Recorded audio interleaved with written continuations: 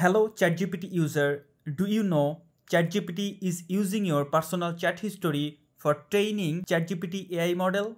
In this video, I will show you one secret setting that is stop sharing your data to ChatGPT. So immediately stop it right now and protect your personal data because your privacy matter. Tap on two line from the left top corner. Now go to your account. Click on Data Controls.